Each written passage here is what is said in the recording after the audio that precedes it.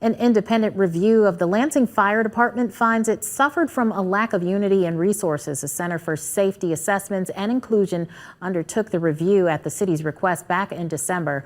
That review was not released to Fox 47 by the city, but began circulating on social media. A Lansing City Council member confirmed its authenticity and says that the department doesn't have adequate resources, noting that it has only 5 ambulances in service, but should have 8 given the number of medical calls they get.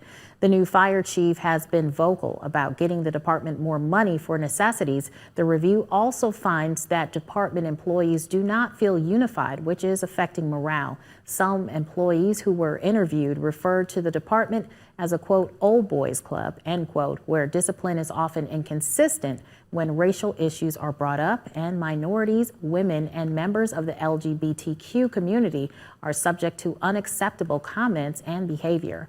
The report recommends the city requires racial bias training for department staff and reforms to the city's Human Resources Department. Lansing Mayor Andy Shore and the city's HR department did not respond to our request for an interview. A spokesperson for the city says they are reviewing the report closely.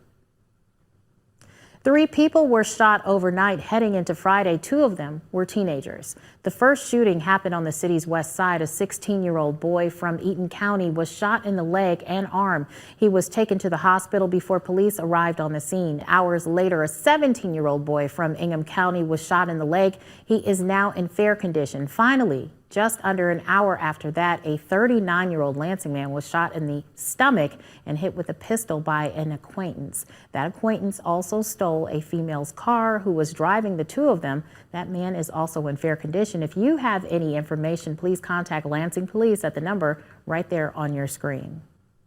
A farm-to-table restaurant in Okemos is closing down later this month, but the owners do say they have something else in the works. Red Haven has been in business for 10 years, but it will be shutting down on June 18th, according to its Facebook page. The restaurant had been featured on the Food Network and hosted celebrity chefs like the late Anthony Bourdain and Hank Shaw.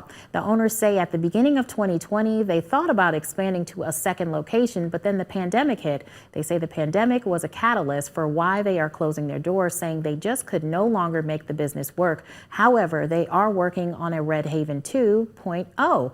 The owners are planning to renovate the restaurant and focus on private events, cooking classes, and pop-up dinners. Red Haven plans to have a special ticketed dinner for their final weekend.